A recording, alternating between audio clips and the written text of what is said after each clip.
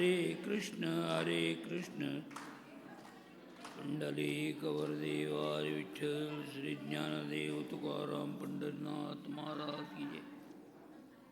देवळाच्या कळशी नांदे करशी तया घातली पती योगेश्वरी. दिवसा चांदणे रात्री पडे उष्ण कैसेनी कठीण तत्व झाले. ऋषी म्हणे चापे कळी काळा पै कापे प्रकाश दीपे निघून जाय. ठाईंच्या ठाई असे पाहता न दिसे मनाच्या दारसे एकोय. एक टेकले वायाची पै गुंपले मुक्त पै वारले सहज दिसे. वैकुंठा वीट असोनी प्रगट वायाची आडवाट मुक्ताबाई म्हणे. आपल्या प्रवचनाला कालपासून हा विषय घेतला आहे. काल आपण इथंपर्यंत आलेलो आहोत की कैसेनी कठीण तत्व झाले, इथंपर्यंत आलेलं आहे. म्हणजे दुसरा चरण संपलेला आहे. तिसऱ्याची सुरुवात आहे. ऋषी म्हणे कळी कापा पै चापे प्रकाश दीपे निघून जाय.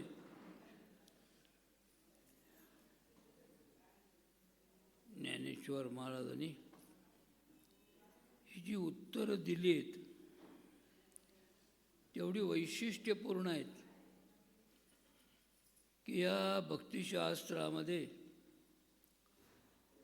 साधनेच्या कृतीने प्राप्त होणारी जी स्वानुभूती आहे की ज्या स्वानुभूतीच्या योगे नरदेहाची खरी इतिकर्तव्यता आहे ती या प्रश्नाच्या उत्तरामध्ये ज्ञानेश्वर महाराजांनी सांगितले. काय म्हणतात? ऋषी म्हणे चापे कळी काळा पै कापे. याचा अर्थ आहे चापे म्हणजे धनुष्य. अर्थ फार वेगळे आहेत, पूर्वीचे शब्द आहे ते. हे धनुष्य जे आहे की नाही कसं आहे त्याचं उत्तर सांगितले. कळी काळा पै कापे. नामस्मरणा वाचून जो काळ आमचा जातो तो कठीण किंवा कळी काळाचा आहे. याची अनुभूती कुठे आहे? ती फार वैशिष्ट्यपूर्ण आहे. धनुष हा जो शब्द सांगितलेला फार द्वैती आहे. त्याचा परमार्थशास्त्रामध्ये फार उपयोग आहे. आणि तो असा आहे, धनुष्य म्हणजे भ्रूकुटीच्या ठिकाणी धनुष्याकृती आहे. याला ज्ञानेश्वरीमध्ये लगेच उत्तर आहे. जे तपडे भ्रू पल्लवाची मिठी. मनुष्याच्या ज्या दोन भुवया आहेत त्याचा मध्यभाग, त्या मध्यभागालाही वैशिष्ट्य आहे. आम्हाला मध्यभाग कळत नसतो आणि त्या मध्यभागामध्ये शरीराला फार महत्त्व आहे, बाह्य अंगाने आणि अंतरंगानं. अंतरंग फार अवघड आहे, पण बाह्य अंगानं आमच्या हातात आहे. पण त्याचा कधी आम्ही उपयोग केला आहे? सांगतो उपयोग. कारण त्याच्यावरच आज्ञाचक्र आहे. वेदांत शास्त्रानं सांगितले देवपूजा झाल्यावर आज्ञाचक्राची पूजा करावी असं शास्त्रानं सांगितले. म्हणून गंध लावायचा आहे. पण गंध कुठं लावावं याचं शास्त्र आहे की नाही? बघा विचार करून. ते सोडून आम्ही नको त्या ठिकाणी लावत असतो. गंध असो अगर कुंकू असो. कारण त्या योगे या आज्ञाचक्राचं पूजन होतं. आत्ता आमचं आज्ञाचक्र स्थिर असतं, पण ज्या वेळेला नामस्मरण सुरू होतं आणि बाह्यांगानं पूजन होतं त्यावेळेला ते आज्ञाचक्र फिरायला लागतं. त्याच्यावरही सगळे अवलंबून आहे आपली क्रिया देहाची. साधनेतल्या या फार सुंदर क्रिया आहेत, पण हे आमचं का होत नाही? आम्ही संस्कृतीनं सांगितलेल्या प्रमाणे करत नाही म्हणून. कसं सांगतो दृष्टांत? 5-6 वर्षात एक आम्हाला वाटती म्हणून वस्तू उपयुक्त निघाली, नाही आहे ती खरं, त्यात आमचा तोटा आहे, पण निर्माण झाली. पण ती ज्यानं निर्माण केली त्याला महाराष्ट्र प्रांत एका दिवसाला किती पैसे देतो बघा विचार करून. मी जरा वेगळा विषय सांगतोय, पण संस्कृतीजन्य आहे. ऐकू देत नाही त्यांना, ऐकत नाही कोण, इथं सोडून जातात. त्याला आम्ही रोज सकाळी उठले की 1.5 कोटी रुपये देतो. तुम्हाला 5 रुपयाला पाकिट मिळते, त्याच्यात 30 टिकले असतात. बघा विचार करून. 1.5 कोटी रुपये आपण घालतोय. पण एका महात्म्याने एक वाक्य काढलं, ते मला सगळ्यात आवडलं. अर्थ तुम्ही जाणा, मी सांगणार नाही. ज्या दिवशीपासून या टिकलीचा शोध लागला त्यापासून सवाष्ण स्त्रिया 2च, एक आरशाचा कोपरा आणि एक बाथरूमची भिंत. बघा विचार करून. शास्त्र आहे ते. तुम्ही कोल्हापूरला जावा, अंबाबाईचा जो मळवट भरतात का नाही, तो शुद्ध तयार झालेलं कुंकू असतं. त्याला कुंकू म्हणत नाहीत, त्याला पिंजर म्हणतात. ते हळदीपासून निर्माण झालेलं असतं. ते आपल्या उपयुक्त संस्कृतीला त्यासाठी सांगतात. ऋषी म्हणे चापे कळिकाळा पै कापे. काय म्हणले, या भ्रूमध्याच्या ठिकाणी ही जी ठिकाण आहे तिथे या आज्ञाचक्राजवळ दृष्टी स्थिर करायची आणि या स्थिरतेच्या योगे अंतरंगातल्या सगळ्या क्रिया घडवायच्या एका मिळून. कारण ज्या वेळेला हे आज्ञाचक्र चालू होतं त्यावेळेला तिथून 90 अंशाचे सगळे सिमेट्रिकल काम आहे. सगळं 90 अंशावर पंचम स्थानाचा मध्यभाग आहे. वरून जर रेख खाली हा दोरा सोडला आणि भ्रूमध्यापासून एक रेख सोडली तर जिथं मिळतं तिथं 90 अंशाचा कोन तो. तिथून ते खालं कंठाजवळ न्यायचं आतल्या बाजूला, तिथनं ते नाभिकमलापर्यंत जायचं. या क्रिया आहेत सगळ्या.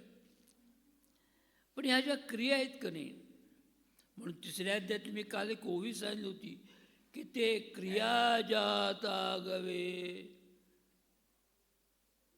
ह्या ज्या क्रिया आहेत ना, या एकदम सांगून कळत नाहीत.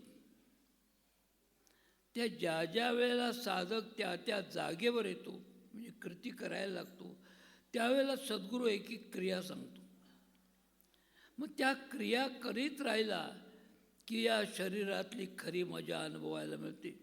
मग त्या ठिकाणी काय आहे, त्या ठिकाणी स्थिर झालं की आत्मचिंतनाला खरी सुरुवात होती. आत्मचिंतनाच्या योगे स्वस्वरूपाची अनुभूती पाहण्याची तळमळ निर्माण होती. म्हणून ज्ञानेश्वर महाराज म्हणतात, जाणते नि गुरु भजिजे तेणे कृतकार्य होईजे. जैसे मूळ सिंचने शाखा पल्लव तंतोतशी. मग ज्या वेळेला या ठिकाणी ते आत्मचिंतनाच्या योगे स्वस्वरूपाचं ध्यान लागतं. स्वस्वरूप एकदम प्राप्त होत नाही, कारण भगवत दर्शनामध्ये अनेक प्रकार आहेत. 5 तारखेच्या प्रवचनामध्ये मी त्याचं उत्तर सांगितले. वरून खाली होतं, खालनं वर नाही कधी होत. भगवंताचं पायापर्यंत दर्शन होत नाही असं नाही, पण आमची तेवढी तयारी पाहिजे की नाही. श्रीमद भागवताच्या 11 स्कंदामध्ये वर्णन आहे, निस्त्रैगुण्ये पतिविचरतम को विदिक्को निषिदा. मग दर्शन झाले म्हणणाऱ्यांना झाले का नाही ते तुमचं तुम्ही मनाचे ठरवा. कारण पुढं तर आपण जाणार. मला दर्शन झाले हे सांगायला जोपर्यंत तो आहे तोपर्यंत तो द्वैतात आहे, आणि द्वैतात आहे तोपर्यंत भगवत दर्शन प्राप्त होत नाही. साक्षात्कार झालिया सहज समाधी असं तुकोबारा म्हणतात. पण उपाधी गेली असेल तर, पण जे दिसते त्या भगवंताला काही नियम आहेत. तया दिसे रूप अंगुष्ट प्रमाण, अनुभवी कोण जाणतीये, जाणतीये कोण स्वात्म अनुभवी. तुका म्हणे पदवी ज्याची त्याला पदवी इतराला साजे, असं म्हणतात पुढची नको चूर्ण. मग हे कधी होईल? या चिंतनाच्या योगे ज्या वेळेला दृष्टी स्थिर होईल. मग आता ती दृष्टी कुठं स्थिर पाहिजे? त्याला तुकोबारांनी अभंग सांगितलंय. ते म्हणतात, घालोनी आसन करी एकाग्रमन, मेरुदंड जाण उभा राहे, भ्रुकुटी पासून अंगुल्याच्या चार, दृष्टी करी स्थिर तये ठाई. नासाग्र दृष्टी स्थिर करायची नाही, पण शास्त्राधाराप्रमाणे नासाग्र जर दृष्टी केली स्थिर, तर ती काही वेळानंतर तिरळी होईल. असं कसं आहे ना महाराजांनी, हे संत शिकवत असतो शास्त्र. म्हणून त्याला उभी आहे ज्ञानेश्वरीमध्ये, नासापुट निवारा जात असे अंगुली बारा. नाकापासून 12 बोट अंतरावर दृष्टी स्थिर ठेवा असं शास्त्र आहे. ही बाह्यांगानं झाली. नामस्मरणात ती अंतरंगात व्हायला पाहिजे, ती होते.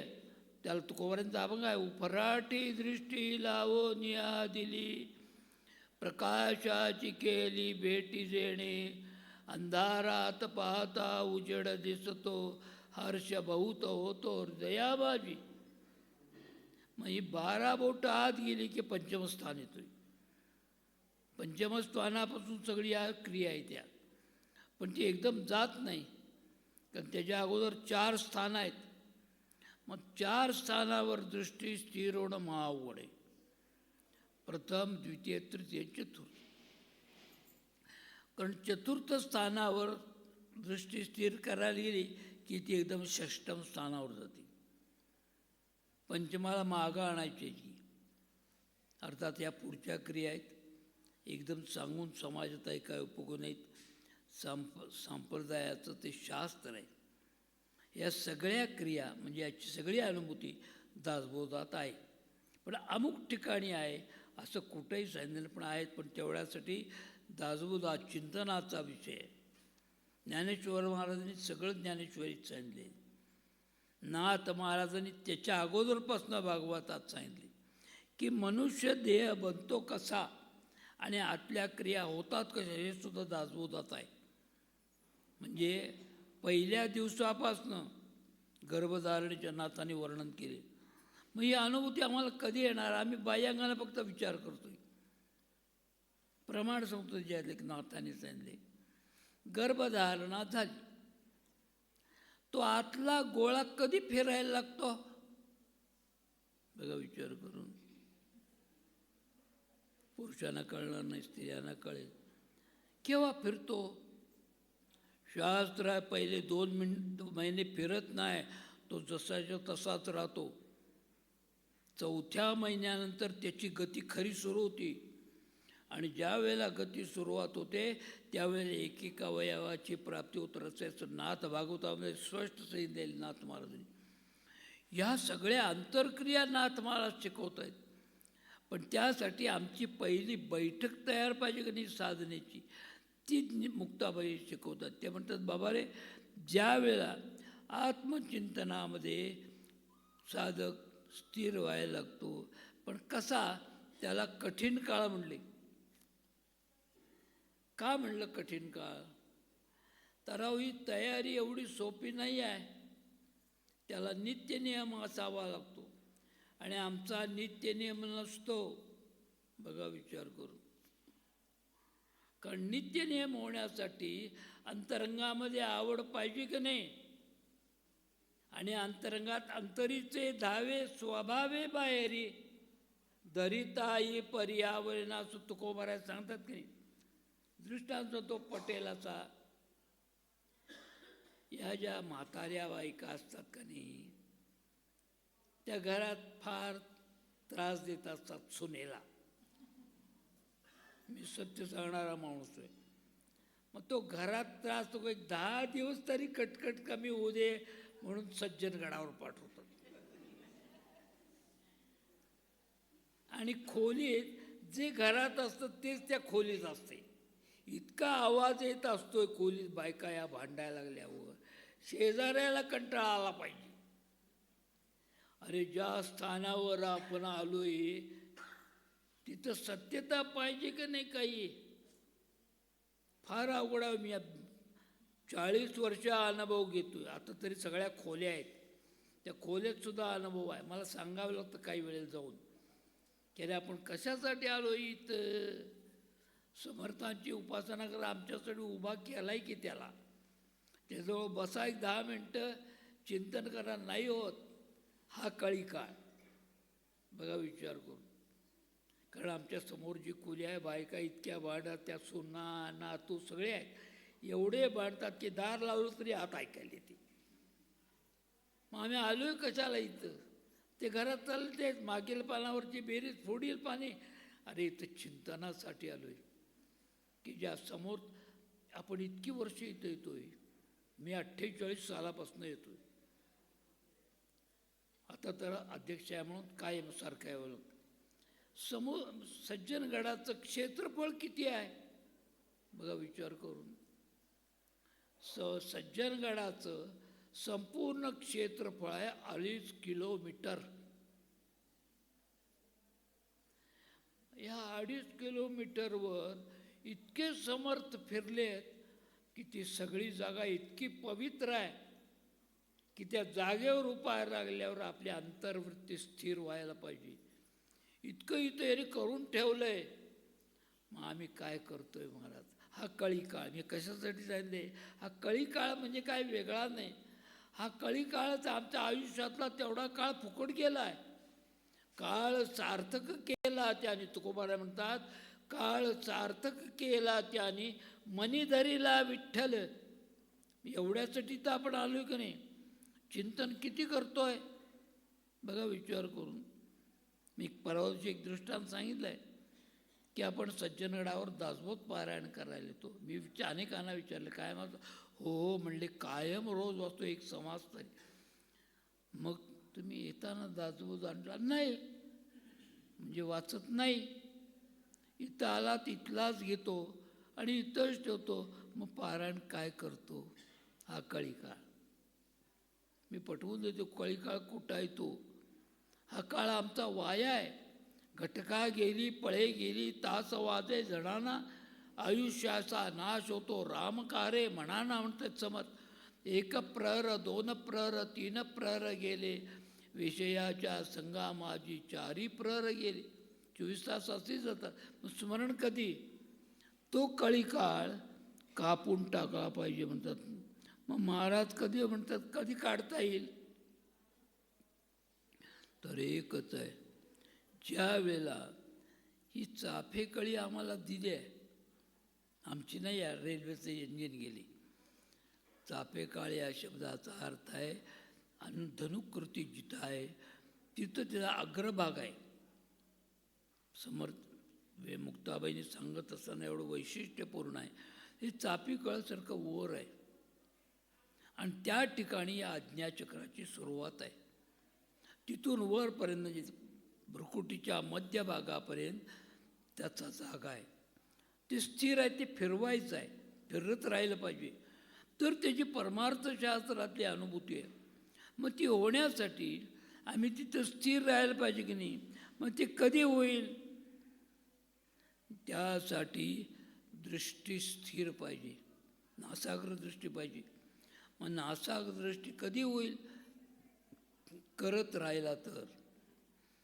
म्हणून शास्त्र काय सांगते?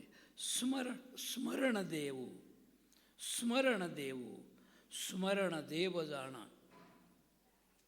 मग तुम्ही स्मरण करताय? प्रश्न आहे माझा. तुम्ही स्मरण करत नाही, स्मरणाचं विस्मरण करताय. बघा विचार करून. स्मरण कोणासाठी आहे? आत्मारामासाठी, त्याची प्राप्ती व्हावी म्हणून. मग आम्ही माळेनं जप करतो, लक्ष मण्यातल्या नामाकडं आहे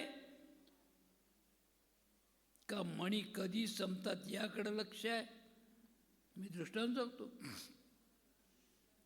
गोंदवल्याला आधी कोणत्या नाममंडपात जात नाही, कुरूप असते तिथं, वया पुस्तकं सगळं ठेवलं आहे, पण कोणी येत नाही तिथं. बरं रामाच्या समोर ठेवले आहेत, तिथंही कोण बसत नाही. बसतात, एकाला विचारलं किती माळा करतोस? म्हणले 11 माळा. होय का? म्हणलं वा वा छान. किती वेळ लागतो? 7 मिनटं. थांबलं का कळलं? 7 मिनिटात 11 माळा, 108 गुणिले 7, म्हणजे लक्ष कोणाकडं आहे? नामाकडं आहे का मणी पुढं ढकलत? एकदा त्या रामाचं देणं देऊन टाकलेलं, परवा 11 माळा झाल्या. तो काय तुमच्या मागं लागलाय? अरे प्रत्येक स्मरण देव, स्मरण देव, स्मरण देव जाणं का म्हणले? ही ज्यावेळेला दृष्टी स्थिर होती की नाही नासाग, त्यावेळेला आत काही क्रिया होतात, आणि त्या क्रिया या 2 बोटात आहेत. म्हणून भगवंतानं देह घडवताना इतका वैशिष्ट्यपूर्ण ठेवला आहे, आम्ही त्याच्याकडे कधी बघत नाही. बघा, पहिल्या बोटानं स्मरण करायचं नाही आहे, हे पितृबोट आहे. दुसरं आणि अंगठ्यानं ज्यावेळेस स्मरण करायला लागतं, त्यावेळेला या देहात 3 केंद्र आहेत, त्याला स्थानं म्हणतात. पहिलं आहे कोपरापर्यंतच्या भागात, तिथनं आहे वर, आणि तिथनं आहे खाकेला. म्हणून कुबडी मुळात शब्द कुबडी नाही आहे, त्याचं नाव आहे मुळात योगदंड. हे यौगिक क्रिया आहेत या. मग ज्या वेळेला हे तुम्ही चालू करता, त्यावेळेला या देहातल्या फक्त या 2च शिरा काम करतात, शिरा. आणि ज्या वेळेला या स्थानावर येतात, ते फक्त आज्ञाचक्रापर्यंत एक शिर जाते, आणि आज्ञाचक्रापासून ज्या वेळेला ती मूळ चक्रावर जाते, म्हणजे लहान मेंदूजवळ, त्यावेळेला लहान मेंदूला संवेदना होतात. आणि ज्या वेळेला लहान मेंदूला संवेदना होती, त्यावेळेला अंतरंगातनं स्मरण चालू होतं, त्याला अजपाजप म्हणतात, असं ज्ञानेश्वर महाराज म्हणतात. मग केवढी क्रिया आहे! म्हणजे आम्ही भरभर केल्यानंतर आत काय होत नाही, त्याची क्रिया एक मणी पुढं जाईल तोपर्यंतच स्मरण व्हायला पाहिजे. मग ज्यावेळेस एक स्मरण पूर्ण होतं, त्यावेळेस तो मणी पुढं जायला पाहिजे. आमचं असं होत नाही. आणि स्मरण करताना लक्ष अन्यत्र जाता कामा नये, कारण दृष्टी स्थिर असते. तसं होत नाही. आम्ही शेजाऱ्याला कुठंपर्यंत चाललं आहे रे, काय चाललं आहे, कोणाशी बोलताय, कोण आलं कोण गेलं चालू असतं. मी सगळीकडे बघतो इथून. मग विचार करून बघा, स्मरण आहे. मुक्ताबाई सांगतात, अरे ज्या वेळेला होईल त्यावेळेला ती दृष्टी स्थिर झाली, म्हणजे कळीकाळ कापायला लागतो. नाम घेता तत्क्षणी चित्रे सांडिली लेखणी, घेऊन पूजेचा संभार, ब्रह्माये तसे सामोर, नामा म्हणे जरी लटके तरी छेदावे मस्तक, म्हणतायत नामदेवराय. कारण ज्यावेळेला ही क्रिया सुरू होती, त्यावेळेला तितका काळ आमच्या जीवनातना शिलकेला पडतो, म्हणजे जमेकडं होतो. म्हणून तेवढं आयुष्य वाढतंय. मग आमचा किती काळ नामाकडं जातो बघा, विचार करू. मग कळी काळ कापायला लागेल का? तुकोबाराय म्हणतायत, काळ गुलाम करीतो सलाम, तुकया घरी राबविला. काळ माझ्या घरामध्ये कामाठी आहे म्हणले, मी म्हणेल त्या वेळेला, आत्ता नाही. बघा विचार करून. ज्ञानेश्वर महाराजांनी काळाला थापवलं की नाही? 3 वेळा बोलवलं, 3ऱ्या वेळेला तो येऊच नको. आपल्याला जमते? आम्ही चहा पितो, जरा थांबलं तर थांबणार आहेत. आहे तिथल्या तिथं. 3ऱ्या वेळेला सांगता येऊ नको. आता इतकी वर्ष झाली, काळाला बोलवलं म्हणजे आहेत अजून. राहता येतंय.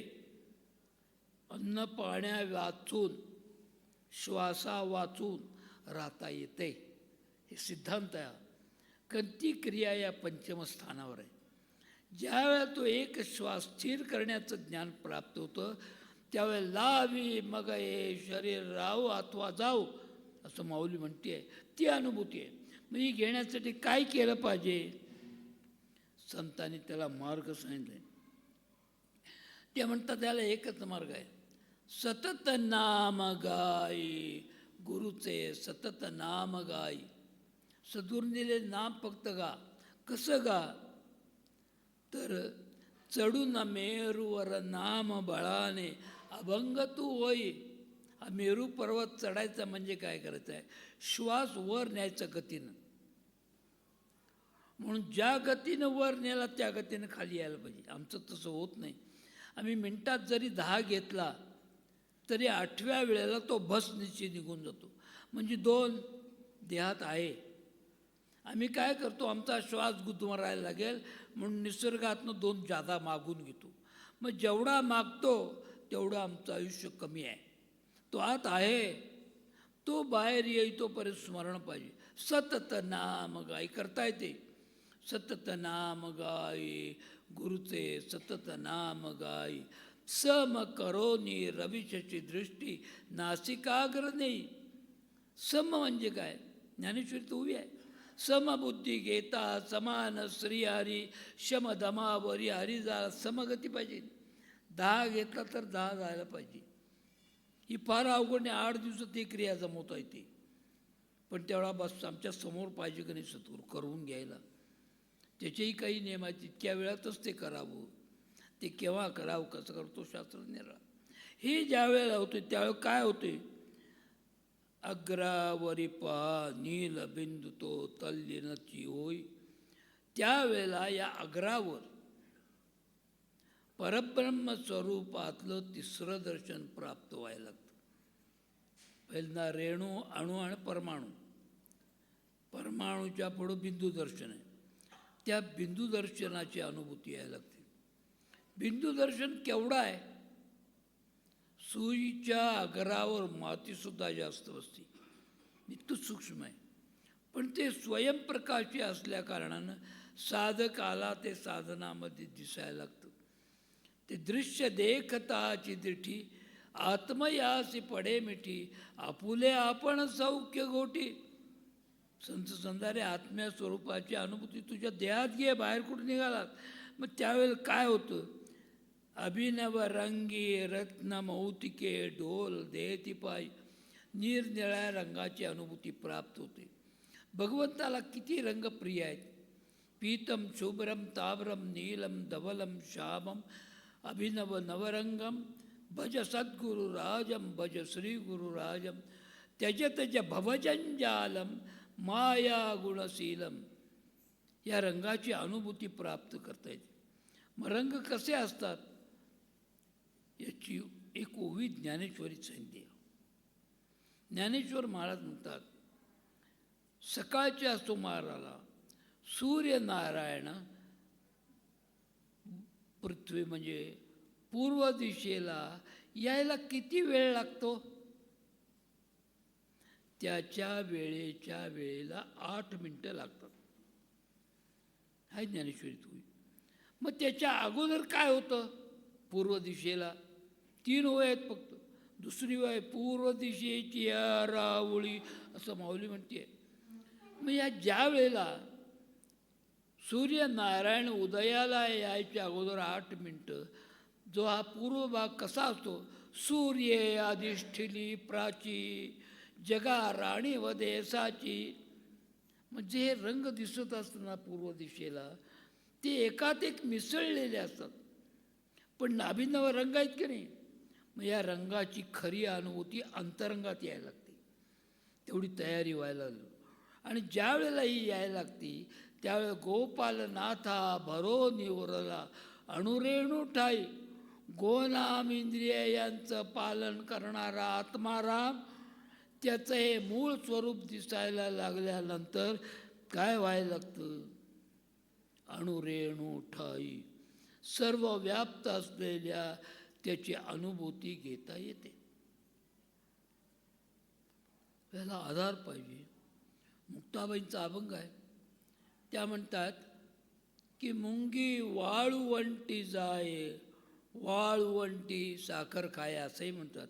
आणि मुंगी उडाली आकाशी, तिने गिरले सूर्यासी, थोर लाभ झाला वांज पुत्र प्रसवला, विंचू पातालासी जाय, शेष माता वंदी पाय, माशी व्याली घार झाली, देखोने मुक्ताई असे. अहतो या अहियान महतो मह्यान, ही दोन्ही अनुभूती साधकाला याच देहामध्ये अनुभवता येते. ते कधी होईल? चढून मेरूवर नाम बळाने, अभंग तू होई. देहात असणारं ठिकाण आहे मेरू पर्वत. ते कुठं आहे सांगतो. त्रिकुट शिखरावरती पाये, वसती ज्यांची आहे, इडा पिंगला सुषुमनेच्या संगमी वसताय. बरोबर या देहाच्या मध्यभागी त्याला म्हणतात मुगनी आकाश. त्या मुगनी आकाशाच्या मध्यभागी असणारं खरं ठिकाण आहे कोणते? चढून मेरूवर, मेरू पर्वत आहे. त्या ठिकाणी अभंगाला स्थिर राहा. कारण त्या योगी या त्रिकुट शिखरावर बसलेल्या दैवताची अनुभूती घेता येते. सद्गुरु राज पहा प्राण्या, मग तू मुक्त होची शाण्या. मग ही प्राप्त होण्यासाठी काय केली पाहिजे? त्या प्रकाशाची अनुभूती पाहिजे. कारण उत्तरार्ध आहे तिसऱ्या चरणाचा, प्रकाश दीपे निघोनी जाय. मग प्रकाश कुठं आहे? आम्ही बाह्यरंगाचा प्रकाश बनवू, उत्तराने प्रकाश अंतरंगात आहे. बहुत मजा नरतन बो, नाही चुक गरदन बनमो, नरतनु अंदर सब कुछ देखे, चंद्र सूरज दोय नयनन मो जाता आहे तू. मग डोळ्याने आम्ही ज्या बघतो तिथं प्रकाश आहे का? नाही. डोळ्याच्या मागे एक बाहुली आहे, त्याला बुबुळ म्हणतात. त्या बुबुळाच्या मागे एक ज्योत आहे. तो ज्योत, तो प्रकाश आहे. त्या प्रकाशाची तादात्म्य व्हायचं आहे. कबीर महाराज म्हणतात, नजर न आवे आत्म ज्योती, झिलमिल झिलमिल निशिदन चमके, जैसा निर्मल मोती. कबीर महाराज म्हणतात. ज्ञानेश्वर महाराज म्हणतात, ते नयनाचे आगरी पाहावे आपण, उजळल्या जाण दिशा जाई, ब्रह्मांडा एवढे ओती व सगळे, मन बुद्धी कळे ऐसे नाही, निवृत्ती प्रसादे ज्ञान देवाला दला, सुखाचा पै झाला तेणे सुखे. मग ती ज्योत बघायची आहे. त्या ज्योतीच्या प्रकाशे पायीन तुझे पाय, स्थूलामध्ये काय आहे माझे, असं जगद्गुरु तुकोबाराय म्हणतात. मग ही अनुभूती काय होते? या आपल्या आत्मप्रकाश जो पडतो तो दिव्याच्याही पेक्षा श्रेष्ठ आहे. म्हणून तुकोबारांचा एक अभंग आहे, दिव्या वाऱ्या घाली खेव, त्याचा घ्यावा तुम्ही अनुभव, तुका वैकुंठीचा राव गताय न्यायी. अरे हा अनुभव घेण्यासाठी पुन्हा मृत्यू लोकात खाली आलो वैकुंठाहून. कारण हा आनंद स्वर्गात नाही, स्वर्गात सगळा आहे. पुराणात वर्णन आहे, कामधेनूची किल्लारे, कल्पवृक्षाची बने, अमृताची कुंभे, रोगराई नाही, आयुष्य आहे, सगळं आहे. पण वैकुंठामध्ये भगवत नाम घेता येत नाही. मग तुकोबाराय म्हटलं, वैकुंठ जुना टकोपट कशाला जाऊ म्हणले झोपडीत. त्या आम्ही आलो याच कारणाची. अहो बोली आले ऋषी साच भावे वर्ताय, हे नाम तिथं नाही. म्हणून परवा दिवशीच्या कीर्तनात सुद्धा त्या कीर्तनकारांनी सांगितले, स्वर्गीचे अमर इच्छिता ती देवा, मृत्यूलोकी वावा जन्म आम्हा, नारायण नामे होऊ जीवन मुक्त, आपुलाले चित्त शुद्ध करू. जे वैकुंठात नाही ते मृत्यूलोकात आहे. याला एक पुराणातली कथा सांगतो. एक दिवस सकाळी हा अमरेंद्र, ज्याच्याकडे अमृताचा कुंभ आहे, तो डोकं धरून बसला. का? ते अमृत नासलेलं होतं. त्यावेळेला नारद महर्षी निघाले होते. नारद महर्षींनी विचारला, रे तू नित्य अमृत प्राशन करणारा, सगळ्यांना आनंद देणारा, तू दुःखी कष्टी का? तो म्हणले, महाराज मला चिंता पडली, देवाने अमृत मागितलं तर काय करू, हे अमृत नासलंय. तुला मार्ग सांगतो म्हणले मी. ही पंढरी महात्म्यामध्ये सुद्धा उभी आहे. पंढरीचं पहिलं नाव पंढरी महात्म्य दिंडी रवन, त्याचं मुळात नाव आहे दिंडी रवन, नंतर पंढरपूर झाले. तिथं म्हणले पांडुरंग आहे, नाही गडविलाला जे उभा राहिला आहे त्याच्याकडे जा, तो बरोबर तुला करून देईल. आनंद झाला. थोड्या वेळात मागण्याच्या का तो ते बरोबर उतरला, तो पंढरीत हाच गेला. भगवंत हसले, म्हणले काय रे वैकुंठ सोडून इकडं कशाला आलास. म्हणले महाराज एक काम आहे. म्हणले बोल. हे अमृत नासले, देवाने माहिती तर मी काय करू, एवढंच आहे वय, थांब म्हणले जरा. भगवंतांनी निरोप पाठवला. कोणाला? चोखोबा राहिना. अभंग आहे जो, कथाही फार मोठी. चोखोबा राहिले. म्हणले प्रभू का बोलवलं. हे का म्हणले एवढं अमृत स्वच्छ कर पूर्वीसारखं. म्हणले बर. त्यांनी काय केलं, भगवंताचं नाम घेतलं आणि किरंगळी बुचकळी जा घेऊन म्हटली. ना असलेलं पुन्हा पूर्वत झालं, इतकं नाव आहे. पण त्या नामाचे आम्ही तदाकार आहोत. म्हणून गोनाम इंद्रियांचं पालन करणारा जो आत्माराम, त्याच्या स्मरणामध्ये समरस झाल्यावर अणुरेणू व्यापक विठ्ठल अवघा काय म्हणावा दूर म्हणतात तुकोबर आहे. अणुरेणू व्यापक असलेला तो अनुभवता येतो. पण त्यासाठी त्या प्रकाशाच्या पुढे वाट काढून जाणं हे काम आमचं आहे. आता ते एक वैशिष्ट्य आहे. हा जो अंतरप्रकाश आहे हा मुळात राजमार्ग आहे. पण हा राजमार्ग एकदम दिसत नाही. तुम्ही जेवढं पाऊल उचलून तयारी कराल आणि एक पाऊल पुढं ठेवाल, तेवढाच एका पावलाचा रस्ता दिसतो. जेवढी साधना होईल तेवढा रस्ता दिसतोपर्यंत नाही. असं का सांगितलं हो, तर त्याचं कारण आहे. या मार्गानं जात असताना अहंकार निर्माण होतो, तो आमच्या नाशाला कारणीभूत आहे. म्हणून नामदेवराय भगवंताजवळ मागणं मागतात, तू मला काही परमार्थात दिलं नाहीस तरी चालेल, पण एक गोष्ट देऊ नको. कोणती? अहंकाराचा वारा न लागो राजसा, माझिया विष्णुदासा भाविकासी. अहंकार तेवढा देऊ नको म्हणली. आणि तो आल्याच्या वेळी राहत नाही का. मी एवढी साधना केली, साधना केलेली कळता कामा नये. याला संतांनी उत्तर सांगते, अरे अंगणी बसते चोर निखाते राहते माझ घरी. माझ घरा म्हणजे हृदयामध्ये स्मरण माझी फक्त, बाह्य उपाधी नाही. त्यावेळेला या प्रकाशात आम्हाला मूळ स्वरूपाकडे जाण्याचा मार्ग कळतो. आणि तो मार्ग फार लांब नाही आहे, तुमच्यापासून जा फार जवळ आहे. करणं काम आमचं आहे की नाही. कारण गोपालनाथ एका पद्यामध्ये म्हणतायत, सतत नाम गाये गुरे धुळपदा. त्या पद्यात सतत घेत राहणं. तुकोबारांचा म्हणून एक अभंग आहे, अहर्निशे सदा परमार्थ करावा, पाय न ठेवावा आडमार्गी. आडमार्गी कोणी जने जे जातील त्यातून काढेल तोची ज्ञानी. तोची ज्ञानी करी तारी दुजियासी, वेळोवेळा त्यासी शरण जावी. आपण तरेल नव्हे ते नवल कुळे उद्धरेल सर्वांची तो. असं पहिल्या दिवशी कीर्तनात जो अभंग घेतला होता त्याच्या पुढचा अभंग 12 अभंगातला अभंग आहे. अहर्निशे अवघड आहे. दृष्टांत तो मनुष्य जागा आहे तोपर्यंत श्वासोश्वास चालला आहे, त्याला दृष्टांत.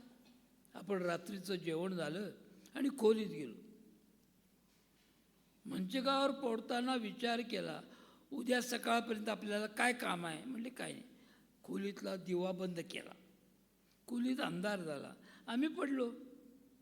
पडताना विचार केला, उद्या सकाळपर्यंत हा देह कॉटच्या खाली येणार आहे काय. नाही. मग उद्या सकाळपर्यंत श्वासोश्वास कशाला, बटण बंद ठेवले देवानं. समजा चुकून आतनं बटण बंद झालं तर, घरची जागी असतील तर पुढं 2 तास, नसतील तर उठल्याबरोबर म्हणती उचला उचला प्राणी भूमिभार झाला. म्हणजे जागृती असू द्या, स्वप्न असू द्या, सुषुप्ती असू द्या. तुकोबरांचा जागृती स्वप्न सुषुप्ती नाटवे इतरांची गती पांडुरंगी मन रंगले गोविंदाचे गुणी वेधले. आता कोणी प्रश्न करेल, गाढ झोपेत कसं काय स्मरण करायचं, असा प्रश्न होईल. दृष्टांत सांगतो. आपण सायकल शिकली, काही वेळानंतर मुलं अशी सायकल शिकतात की हँडल न धरता सायकल चालवतो. काही वेळेला पायडलही मारत नाहीत, पण ती गतीनं सायकल जात असते की नाही. मग ही सायकलच आहे, तुम्हाला माहीत नाही. मी दृष्टांत देतो लगेच. 50 वर्षापूर्वी एक मौलाबुआ या नावाचा एक सत्पुरुष होऊन गेला. तो होता मुसलमान, पण तो कीर्तन करायचा, पण त्याला तबला पेटी लागायची नाही. तो नगाऱ्याच्या तालावर कीर्तन करायचा. त्यावेळेला हिंदुस्थानात नुकती सायकल आली होती, म्हणजे आली होती त्यावेळेला या मौलाबुआ शीघ्र कवी होता, त्याने एक सायकल गाणं केले की देह सायकल कशी बनवली कालागिरी बहु लक्षीची ट्यूब टायर देह चौघे हवा भरली चैतन्याची जीव शिव चाके फिरती फेरी 14 भुवनाची ओंकार रूपी ब्रह्मांडावर शीट केली बसण्याची अकल अगोचर बसे मुसाफिर वाट अनुभव सडकेची विकाराचा काटा रुतल्या पंक्चर होते चाकाचे गुरुसेवेचे मलम लाविता दुरुस्त होते पंक्चरचे दास मौला सायकल गातो त्यावर कृपा सद्गुरूची देह सायकल कशी बनवली कारागिरी बहुशी दक्षी. देह म्हणजे सायकल आहे की नाही, कारण जागृती स्वप्न ही चेन चालूच आहे की हो, श्वास उच्छ्वास श्वास. मग त्या सुषुप्ती अवस्थेत जाताना त्या श्वासाला जर सुषुप्ती अवस्थेकडे नेलं तर ते रात्रभर तुम्ही झोपल्यावर स्मरणच चालू, त्याचा अनुभव येतो दुसऱ्या दिवशी. मग केवढं सोपं आहे, पण ती वेळ दुसऱ्या विचाराकडे न्यायची नाही. ती ज्यावेळेला होईल त्यावेळेला पुढचा रस्ता कळायला लागतो. बरं, रस्ता असा आहे, मार्ग मोकळे चारी यावे जावे जकातीचा गुंता नाही वाटेवरी म्हणतात तुकोबर. अडथळी काय नाही, फक्त जायचं आहे. हा राजमार्ग आहे महाराज, कधीही खड्डा पडला नाही या मार्गावर, बाकीच्या पडेल, इथं नाही. पण ते करीत राहणं हे आमचं काम आहे. मग ज्या वेळेला त्या मार्गाने जाण्याचा प्रयत्न करू त्यावेळेला काय होईल, आम्हाला देव दिसायला लागेल. याला केशव समर्थ पंचायतनामध्ये केशवस्वामी भागानगरकरनी उत्तर सांगितले. स्वयंब्रह्म जो आपणची झाला देव मस्तकी वंदित्याला स्वतः जवळच आहे. तो देव शोधायला जायचं नसतो, देव अनुभवावयाचा असतो. म्हणून संत म्हणतात देव येथे रे देव तेथे रे देवाविण नाही रीते रे. मग जो रीता नाही म्हणजे सगळं व्याप देहात आहे की नाही. मग मज हृदय सद्गुरू तेणे तारिला संसार पुरु ज्ञानेश्वर महाराज म्हणतात. मग त्याच्याशी तादात्म्य झाल्यावर आत्मस्वरूपाची अनुभूती घेता येईल का नाही. संत हृदयी स्वरूप आहे म्हणून त्याची अनुभूती फक्त घ्यायची आहे. कधी समर्थाने सांगितले करी रे मना, अर्थ सांगतो थोडा. करी रे मना ध्यान या राघवाचे. काय म्हणले, करी रे मना ध्यान या राघवाचे. कशानं, राघवाचे. म्हणजे तुझी वाचा आधी राम बनव. करी रे मना ध्यान या राघवाचे. मग वाचा आमची कधी रंगणार. तुकोबारा म्हणतात अहो रंगला या रंगे तुका विठ्ठल सर्वांगे टाळची पोळी आम्हा धन आम्हा विठ्ठल जीवन. नाम कधी घेता येईल. कुणी म्हणेल अहो एवढी कामं आहे कसं नाम घ्यायचं. दृष्टांत सांगू, विज्ञानातला सांगतो. सकाळपासून रात्री झोप येतोपर्यंत तुम्हाला कानावर हे भूत असतं का नाही, कर्णपिशाच. कुणाचा आल्यावर त्याला काय म्हणता? अहो म्हणता हॅलो हॅलो म्हणता का नाही? मग त्याऐवजी रामराम म्हणा की 2 वेळा. मी इतिहास सांगतो आता पुढचा. एक दिवस राजा शिवछत्रपतीकडे समर्थांची स्वाळी सकाळी गेली, कथा आहे इतिहासात. आणि त्यावेळेला नुकतेच शिवाजी महाराज उठले, ते मुखप्रक्षालन चालू होतं. सेवकानं वर्दी दिली, महाराज आहेत म्हणून आले बाहेर. स्वच्छ तोंड पुसून स्वागत झालं, बसवलं सिंहासन. सकाळी सकाळी महाराज, एक काम आहे म्हणलं तुझ्याकडं, आजच्या आज दौंडी पिटली गेली पाहिजे. सांगा ना म्हणली महाराज. आपण रस्त्यावरनं जातो, जाताना ओळखीचा माणूस चालू की आपण काय म्हणतो, वा वा वा वा गाठ पडली बरेच दिवसांतर, आजपासून हे बंद म्हणली. कुणी गाठ पडला राम राम असं म्हणायचं म्हणले. एवढं दौंडी पिटून संध्याकाळपर्यंत थांबले. दौंडी पिटून आल्यापासून अरे तितक्या वेळेत नाम येते की, तेवढं भास आहे त्याला. एक वेळ राम सखा आठवा, आठवून यमाची तुम्ही आठवा, यम नियमाचा लगाम करुनी मनगोडे तटवा, प्रेम रज्जुनी बांधुनी सदनी राहून या नटवा, असं वेणाबाई आपल्या पद्यात म्हणतात. एक वेळ मग हॅलो हॅलो किती वेळा म्हणतोय आपण दिवसात? त्याचा आला नाही तरी पुन्हा तो येई तोपर्यंत हॅलो हॅलो करतच बसतोय की नाही. मग तितकी वेळ नाम होईल की नाही. मग हे ज्या वेळेला होईल त्यावेळेला त्याची अनुभूती त्या प्रकाशाच्या मार्गाने जाता येते.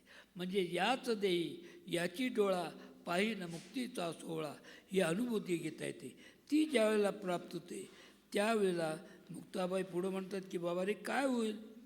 हे ज्या वेळेला होईल त्यावेळेला ठाईंच्या ठाई असे पाहता न दिसे, मनाच्या आधारसे एक होय.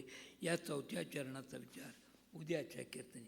पुंडलिक वरदेवा विठ्ठल श्री ज्ञानदेव तुकाराम पंढरीनाथ महाराज की जय.